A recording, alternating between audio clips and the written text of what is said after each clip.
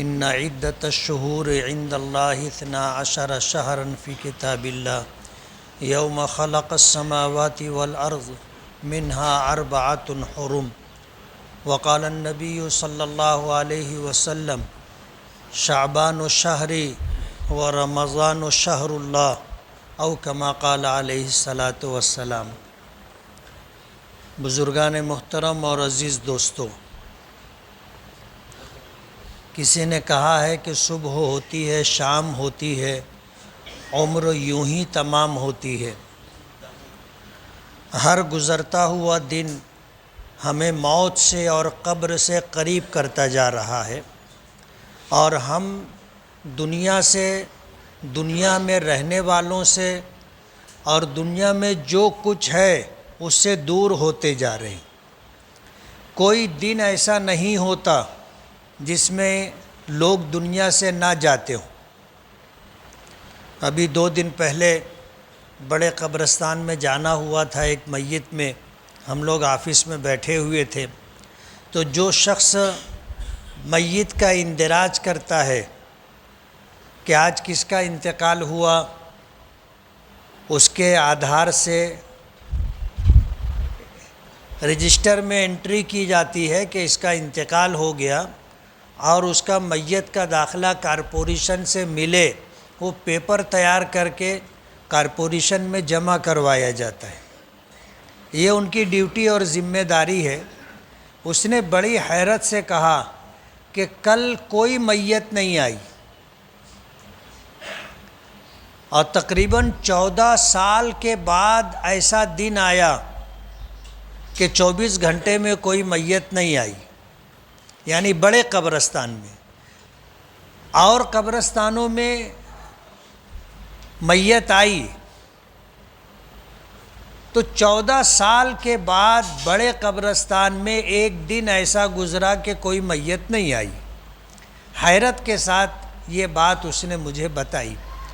مجھے جو کہنا ہے وہ یہ کہ کوئی دن ایسا نہیں ہوتا جس میں بچوں کی پیدائش نہ ہوتی ہو، اور کوئی دن ایسا نہیں ہوتا جس میں لوگوں کا انتقال نہ ہوتا ہو۔ دنیا کا نظام ہے اور اللہ نے بنایا ہے، بڑا عجیب و غریب نظام ہے۔ کوئی آتا ہے، کوئی جاتا ہے، اور یہ سلسلہ چلتا رہتا ہے۔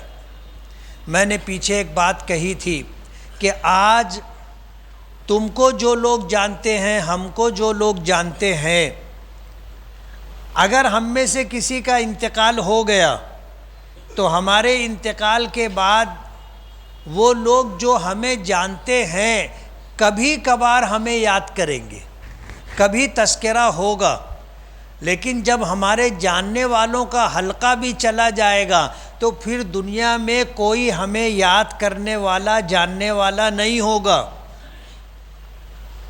مالیگاؤں میں آج سے 50 سال پہلے جو لوگ تھے، آج ان کا نام لینے والا بھی کوئی نہیں، کوئی جانتا بھی نہیں ہے، کوئی ان کا تذکرہ کرتا بھی نہیں ہے۔ یہ تھوڑا سا ایک وقفہ ہے جس میں ہم آتے بھی ہیں اور بچپنا گزار کر، جوانی گزار کر کچھ کرنے کی کوشش کرتے ہیں، کچھ دنیا بنانے کی، کچھ آخرت بنانے کی جد و جہد اور کوشش ہوتی ہے۔ ایک وقت آتا ہے، وقت پورا ہو جاتا ہے، ہم چلے جاتے ہیں، پھر ہمارا دنیا سے کچھ لینا بھی نہیں ہے اور دینا بھی نہیں۔ حساب و کتاب کل آخرت کے دن ہوگا۔ تو ہر گزرتا دن ہمیں موت سے قریب کرتا جا رہا ہے، دنیا سے دور کرتا جا رہا ہے۔ ایک وقت آئے گا کہ پکارا ہوگا کہ فلاں شخص گزر گئے، فلاں قبرستان میں تدفین ہوگی، وقت کا اعلان کر دیا جاتا ہے۔ کچھ لوگ جنازے میں شریک ہو جاتے ہیں۔ ہمارے یہاں الحمدللہ جنازوں میں شرکت اچھی خاصی ہو جاتی ہے، ورنہ دوسرے شہروں میں نے دیکھا کہ کسی کا انتقال ہوتا ہے تو جو بہت قریبی لوگ ہوتے ہیں وہ آ جاتے ہیں، حدیث پاک میں آتا ہے کہ کسی کا انتقال ہو جائے اور اس کے جنازے کی نماز میں 40 لوگ ہوں جو اس کی مغفرت کی دعا کریں تو اللہ تعالیٰ میت کی بخشش فرما دیتے۔ ہمارے یہاں الحمدللہ اچھی خاصی تعداد لوگوں کی آ جاتی اور جنازے کی نماز میں لوگ شریک ہوتے ہیں، اور جنازے میں شرکت پر بھی اللہ پاک اجر عطا کرتے۔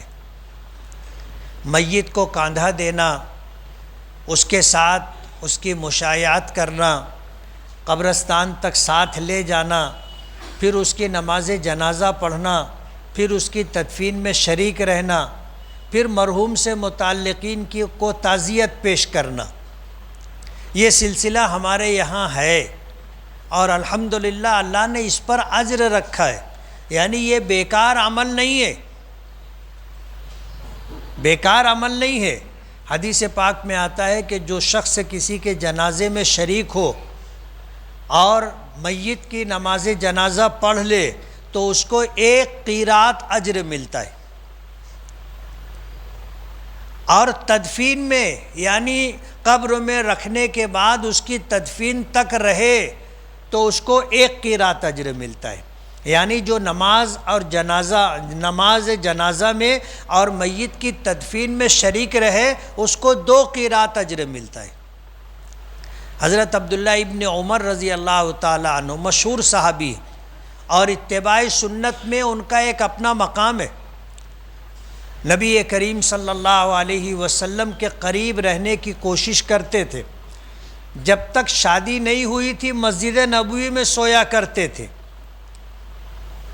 نبی کریم صلی اللہ علیہ وسلم تہجد کے وقت اٹھتے تو آپ دیکھتے تھے کہ عبداللہ سو رہا ہے، تو عبداللہ ابن عمر سے ایک مرتبہ فرمایا تھا کہ عبداللہ تو بہت اچھا ہے، کاش تو نماز تہجد بھی پڑھتا۔ حضور کا اتنا فرمانا عبداللہ ابن عمر نے گرہ باندھ لی، اور پھر زندگی میں کبھی ان کی تہجد نہیں چھوٹی۔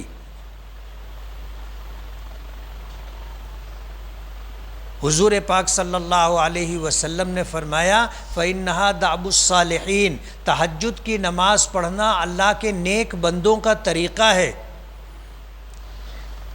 عبداللہ ابن عمر ہمیشہ حضور کے قریب رہنے کی کوشش کیا کرتے تھے، اور ہر عمل کو بہت توجہ سے دیکھتے تھے، اور اس عمل کو بیان بھی کیا کرتے تھے۔ حدیث کی کتابوں میں عبداللہ ابن عمر رضی اللہ تعالی عنہ کی روایتیں بکثرت ملتی ہیں جو حضور کی سنتوں کو بیان کرتی۔ حضرت عبداللہ ابن عمر کسی کا انتقال ہوتا اس کے جنازے میں شریک ہوتے اور نماز جنازہ پڑھ کر کے چلے آتے تھے۔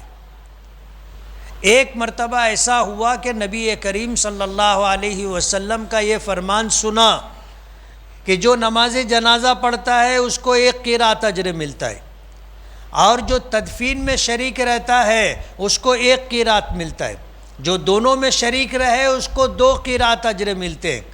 تو ابتدائی دنوں میں یہ نماز جنازہ پڑھ کر کے چلے آتے تھے۔ جب یہ حدیث مبارک سنی تو کہنے لگے قد ضیعنا قراریط کثیرہ، ہم نے بہت سارے قیراط اجر کے کھو دیے، بہت سارے قیراط اجر کے کھو دیے۔ قیراط ایک پیمانہ ہے، ایک وزن ہے، لیکن حدیث پاک میں آتا ہے کہ اجر کے معاملے میں قیراط کا وزن ایسا ہے جیسے احد پہاڑ کا وزن۔ احد پہاڑ جتنا بڑا ہے اپنی لمبائی میں، چوڑائی میں، اونچائی میں، جو اجر احد پہاڑ کے برابر ہوگا اس کو 1 قیراط اجر کہتے۔ تو ہمارے یہاں الحمدللہ لوگ جنازے میں شریک ہوتے ہیں، کاندھا دیتے ہیں، نماز جنازہ پڑھتے ہیں، اور تدفین میں بھی شریک رہتے ہیں۔ اور حدیث پاک میں آتا ہے کہ کسی ایمان والے کا انتقال ہو اور 40 لوگ اس کے نماز جنازہ میں شریک ہوں اور اس کی مغفرت کی دعا کریں، اللہ مغفرت فرما دیتا ہے۔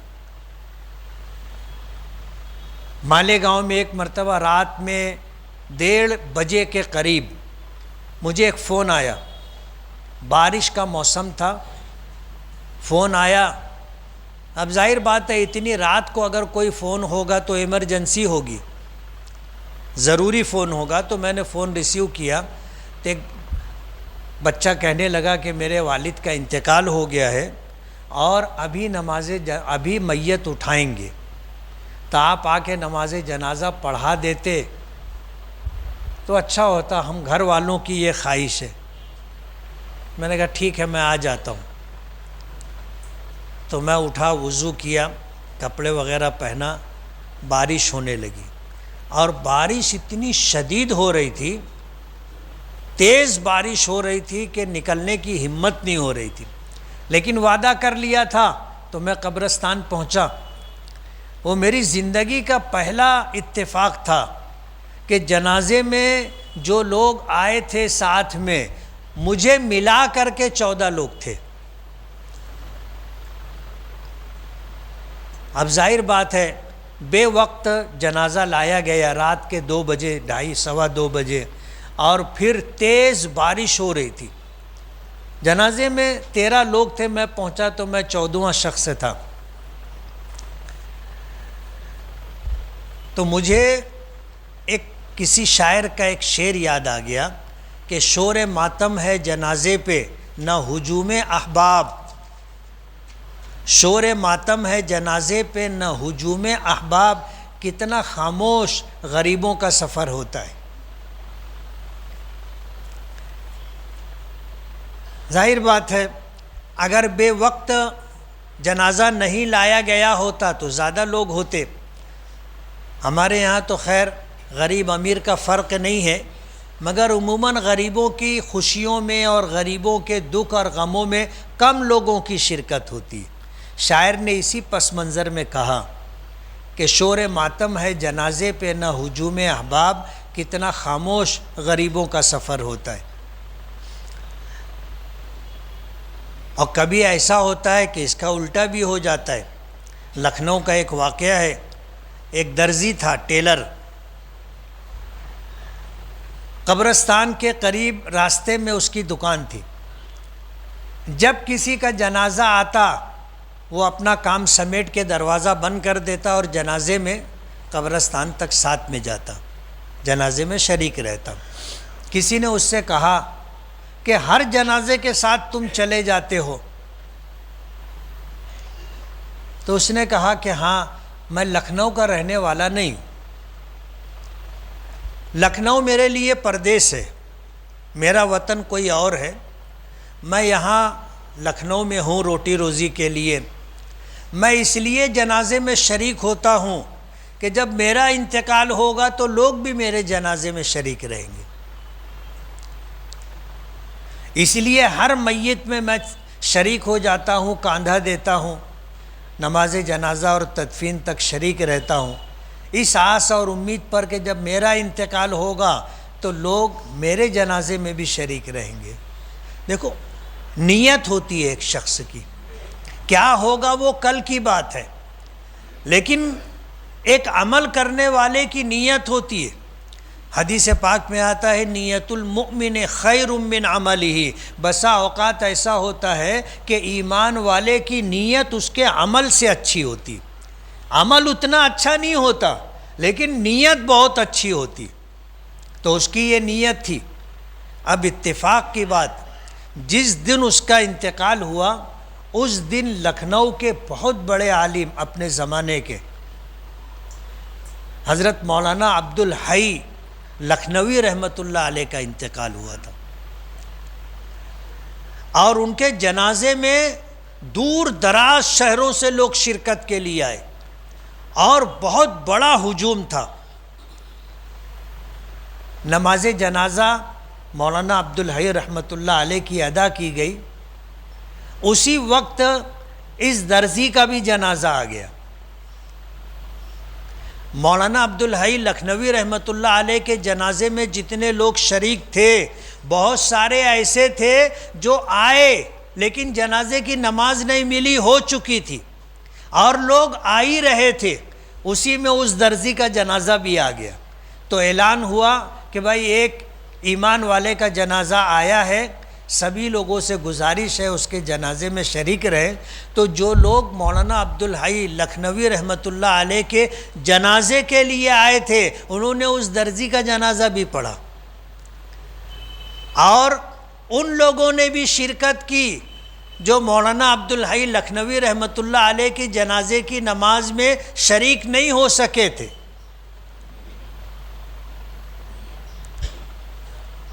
تو کبھی ایسا بھی ہوتا ہے، مرنا برحق ہے، شعبان کا مہینہ چل رہا ہے، اللہ تعالیٰ نے 12 مہینے بنائے، 12 مہینوں میں 8 مہینوں کو چھوڑ کر 4 مہینے اشہر حرم کہلاتے ہیں۔ ایک تو رجب کا مہینہ، پھر شوال، ذیقعد، ذی الحجہ اور محرم کا مہینہ، یہ 4 مہینے اشہر حرم کہلاتے ہیں۔ شعبان کا مہینہ اپنے اندر بڑی فضیلت رکھتا ہے۔ نبی کریم صلی اللہ علیہ وسلم کی دعا ہے، اللہم بارک لنا فی رجب و شعبان وبلغنا رمضان، کہ اللہ ہمارے لیے رجب اور شعبان میں برکت عطا فرما اور ہمیں رمضان المبارک تک پہنچا دے۔ رجب کے مہینے سے آپ روزہ رکھنا شروع کر دیتے تھے، اہتمام سے روزہ رکھتے تھے، کسی دن کے تعین کے بغیر۔ شعبان کے مہینے میں بھی روزہ رکھتے تھے۔ حضرت عائشہ رضی اللہ تعالی عنہا فرماتی ہے کہ شعبان کا تقریباً پورا مہینہ آپ روزہ رکھا کرتے تھے۔ رمضان کا مہینہ تو ہے ہی روزوں کا مہینہ، اور اس میں روزے فرض بھی ہیں، تو شعبان کے مہینے میں آپ بہت اہتمام فرمایا کرتے تھے۔ آپ اندازہ کر سکتے ہیں کہ حضور نے فرمایا شعبان و شہری، کہ شعبان میرا مہینہ ہے، وہ رمضان و شہر اللہ، اور رمضان اللہ کا مہینہ ہے۔ شعبان کی 2-3 تاریخیں ہو گئی، 15ویں شعبان آنا ہے جسے ہم شب برات کہتے ہیں، اور یہ وہ رات ہے جس دن اللہ پاک فرشتوں کو سال بھر کی تفصیلات عطا کر دیتے۔ حضرت عائشہ رضی اللہ تعالی عنہا فرماتی ہیں کہ ایک مرتبہ رات میں میری آنکھ کھلی تو میں نے دیکھا کہ حضور بستر پر نہیں ہے۔ اس دن باری حضرت عائشہ رضی اللہ تعالی عنہا کی تھی۔ رات میں حضور ساتھ میں سوئے، درمیانی رات میں حضرت عائشہ رضی اللہ تعالی عنہا کی آنکھ کھلی تو حضور کو بستر پر نہیں پایا۔ دل میں یہ وسوسہ آیا کہ کہیں حضور کسی دوسری بیوی کے پاس تو تشریف نہیں لے گئے۔ حضرت عائشہ رضی اللہ تعالی عنہا اپنے بستر سے اٹھی، جب دروازے پر آئی تو حضور کو جاتا ہوا دیکھا۔ تو حضرت عائشہ حیران ہو گئے کہ حضور ادھر کہاں جا رہے ہیں، ادھر تو قبرستان ہے جنت البقیع۔ لیکن فرماتی ہے کہ میں تھوڑا رک کر کے، جب حضور کافی آگے بڑھ گئے تو میں پھر پیچھے پیچھے گئی، یہ دیکھنے کے لیے کہ حضور کہاں جا رہے ہیں۔ حضرت عائشہ رضی اللہ تعالی عنہا فرماتی ہیں کہ حضور قبرستان جنت البقیع تشریف لے گئے، اور جا کر کے وہاں مدفون اور اسی طرح تمام مرحومین کے لیے دعائے مغفرت کی، اور دیر تک دعا کرتے رہے۔ حضرت عائشہ رضی اللہ تعالی عنہا کھڑی ہو کر دور سے دیکھتی رہی، اور جب حضرت عائشہ کو یہ اندازہ ہوا کہ اب حضور واپس ہوں گے تو وہ جلدی سے واپس ہو کر جا کے بستر پر لیٹ گئی۔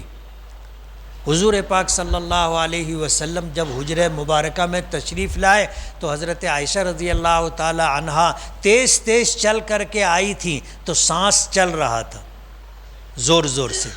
حضور سمجھ گئے، اور حضور نے فرمایا کہ عائشہ، کیا یہ تم سمجھتے ہو کہ اللہ کا رسول تمہارے ساتھ خیانت کرے گا؟ تو حضرت عائشہ رضی اللہ تعالی عنہا نے پوچھا کہ اللہ کے رسول آپ قبرستان تشریف لے گئے تھے، تو حضور نے فرمایا کہ یہ شعبان کی 15ویں شب ہے، اور اللہ تعالیٰ اس سال اس رات میں قبیلے بنو کلب کی بکریوں کے جسم پر جتنے بال ہیں اس سے زیادہ لوگوں کی بخشش فرماتے۔ یہ رات بڑی فضیلت والی رات ہے۔ اس رات میں اللہ پاک فرشتوں کو سال بھر کے احکامات دے دیتے ہیں، کتنے بچے آئیں گے، پیدا ہوں گے، اور سال بھر میں کتنے لوگوں کا انتقال ہوگا۔ یہ سال شعبان کی 15ویں شب قریب آ رہی ہے اور سال مکمل ہو رہا ہے۔ پتہ نہیں ہم میں سے کتنے ہوں گے جو 15ویں شعبان سے پہلے اللہ کے فیصلے کے مطابق دنیا سے چلے جائیں گے۔ ہم میں سے کسی کو پتہ نہیں ہے، اور جو آنے والے ہیں وہ آئیں گے، اللہ کے فیصلے کو کوئی روک نہیں سکتا۔ جو آئے گا اللہ کے حکم سے اسے آنا ہے، اور جس کا وقت پورا ہو گیا ہے اللہ نے فیصلہ فرما دیا اس کو جانا ہے۔ یہ اللہ کا نظام ہے۔ اس دنیا میں اللہ کے نظام میں کسی کو عمل دخل کا اختیار نہیں، ورنہ یہ دنیا رہتی نہیں، ختم ہو جاتی۔ اللہ پاک نے فرمایا لَوْ كَانَ فِيهِمَا آلِهَةٌ إِلَّا اللَّهُ لَفَسَدَتَا، اگر اس دنیا میں اللہ کے علاوہ بھی کوئی اللہ جیسا ہوتا صاحب اختیار، تو یہ دنیا زمین و آسمان ختم ہو جاتے۔ ظاہر بات ہے دونوں میں کبھی تو اختلاف ہوتا، ایک خدا چاہتا کہ سورج نکلے، دوسرا چاہتا کہ نہ نکلے، تو کیا ہوتا؟ دنیا کا نظام ختم ہو جاتا۔ لیکن اس دنیا کا نظام جس دن سے دنیا بنی ہے آج تک، اور آج کے بعد قیامت تک جو نظام اللہ نے بنایا ہے اسی طرح دنیا چلتی رہے گی، اور لوگ آتے رہیں گے، جاتے رہیں گے۔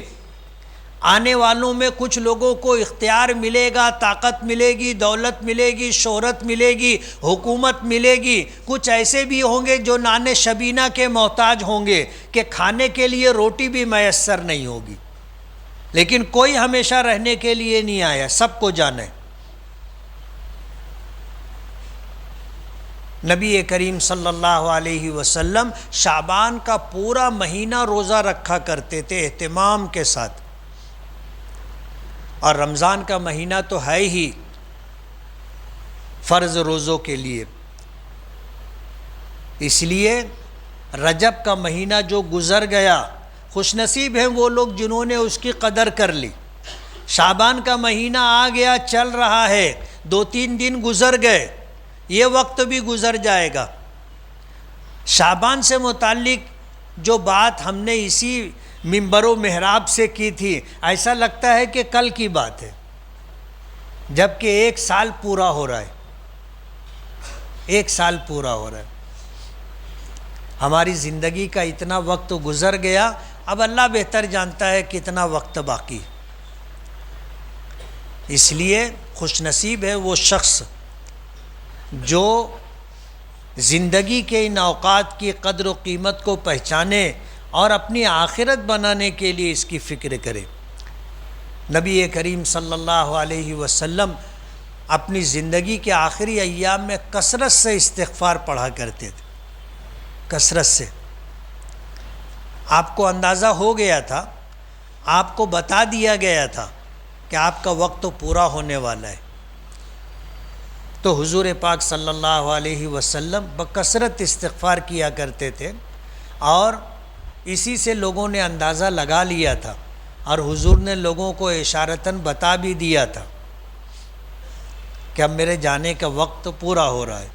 جس مقصد کو لے کر کے آپ کو مبعوث کیا گیا تھا، اللہ کا پیغام لوگوں تک پہنچانا، اور مکہ مکرمہ اور کعبۃ اللہ کو شرک سے پاک و صاف کرنا، جب مکہ فتح ہو گیا اور پھر سورہ اذا جاء نصر اللہ والفتح نازل ہوئی، حضور پاک صلی اللہ علیہ وسلم نے دنیا چھوڑنے کی تیاری کر لی. آپ کو بتا دیا گیا کہ اب آپ کا کام مکمل ہو گیا ہے، آپ کو جو وقت دیا گیا تھا وہ پورا ہو گیا ہے، اب آپ کو آنا ہے. اب ہم بھی عمر کے جس دور سے گزر رہے ہیں، یہ زندگی کا آخری پائیدان، آخری پائیدان.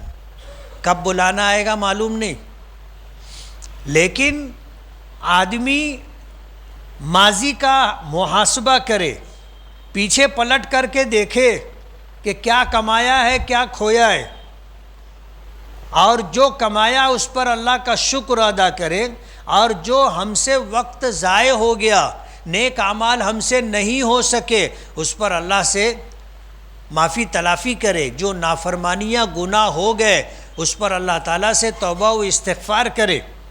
معافی تلافی روزانہ کرنا چاہیے، تاکہ کم سے کم جب اللہ کی بارگاہ میں جائیں، نیکیاں چاہے کم ہو لیکن گناہ نہیں رہنا چاہیے. اور گناہوں کے خاتمے کا آسان راستہ، آدمی روزانہ اللہ سے سچے دل کے ساتھ معافی تلافی کرتا رہے. روزانہ 2 رکعت نماز صلاۃ التوبہ پڑھ کر کے اللہ تعالیٰ سے اپنے گناہوں کی معافی مانگنا چاہیے. جو بھی کوتاہیاں، نافرمانیاں، گناہوں کا ارتکاب جانے انجانے میں ہو گیا، اللہ تعالیٰ سے معافی مانگ لینا چاہیے. کچھ گناہ ہم سے انجانے میں ہو جاتے، کچھ گناہ ہم جان بوجھ کے کرتے، نفس اور شیطان کے بہکاوے میں آ کر کے. توبہ و استغفار کرتا رہنا چاہیے. جب آدمی توبہ و استغفار کرے گا اور سچے دل سے کرے گا تو اللہ تعالیٰ اس کو گناہوں کو بخش دے گا. کل قیامت کے دن مرنے کے بعد اللہ کی بارگاہ میں پیشی ہوگی تو ہمارے نام اعمال میں نیکیاں چاہے کم ہو لیکن گناہ نہیں رہنا چاہیے. اور اگر ایسا رہا تو انشاءاللہ ہماری بخشش ہو جائے گی. اس لیے کہ اللہ پاک کے یہاں بخشش کے لیے یہ شرط نہیں ہے کہ 100% نیکیاں لے کر کے آؤ، نہیں. آپ 51% بھی نیکیاں لے کر کے آئے تو انشاءاللہ بخشش ہو جائے گی. جب نیکی اور بدی تولی جائے گی تو ظاہر بات ہے نیکیوں کا پلڑا گناہوں کا پلڑا الگ الگ ہوگا. نیکیوں کا پلڑا جھکا کہ انشاءاللہ ہماری بخشش ہو جائے گی. اس لیے 100% نیکیاں اللہ نے مانگی بھی نہیں، اللہ پاک کی طرف سے یہ مطالبہ بھی نہیں، لیکن نیکیاں زیادہ ہونا چاہیے. اب اس کے 2 ہی راستے ہیں، یا تو ہم نیکیاں زیادہ کریں، اور اگر ہم سے نیکیاں زیادہ نہیں ہوتی ہیں تو گناہوں پر توبہ و استغفار کریں تاکہ گناہ کم ہو جائیں اور ختم ہو جائیں. آسان راستہ ہے. معافی تلافی کا راستہ، توبہ و استغفار کا راستہ بہت آسان ہے. آدمی اللہ سے سچے دل کے ساتھ اپنے گناہوں سے معافی مانگ لے، اللہ پاک معاف کر دیتے. جب اللہ پاک کی طرف سے معافی کا فیصلہ ہو جاتا ہے تو پھر نام اعمال سے گناہ مٹا دیے جاتے. جو فرشتے گناہوں کے گواہ تھے ان کو بھلا دیا جاتا ہے. جو لوگ ہمارے گناہوں میں شریک ہوتے ہیں ان کے گناہ ان کو بھی خاموش کر دیا جاتا ہے. اور ہمارے اعضاء جو قیامت کے دن گواہی دیں گے اللہ پاک ان سے بھی بھلا دیں گے. اور جس زمین پر رہ کر کے ہم نے گناہ کیا، زمین کے اس ٹکڑے سے بھی اللہ پاک اس گناہ کو مٹا دیں گے. ہمارے گناہوں کا کوئی گواہ نہیں ہوگا، سارے گناہ اللہ معاف کر دیں گے. تو یہ نتیجہ رہے گا. کوشش کریں کہ نیکیاں ہماری زیادہ ہوں. اسی کے ساتھ اس بات کی بھی کوشش کریں کہ اگر ہم سے اتنی نیکیاں نہیں ہوتی جو ہمیں جنت میں لے کر کے چلی جائے تو کم سے کم ہمارے پاس گناہ نہیں ہونا چاہیے. اور اس کے لیے آسان راستہ توبہ و استغفار کریں گے نا. اللہ عمل کی توفیق عطا فرمائے. وآخر دعوانا ان الحمد للہ رب العالمین.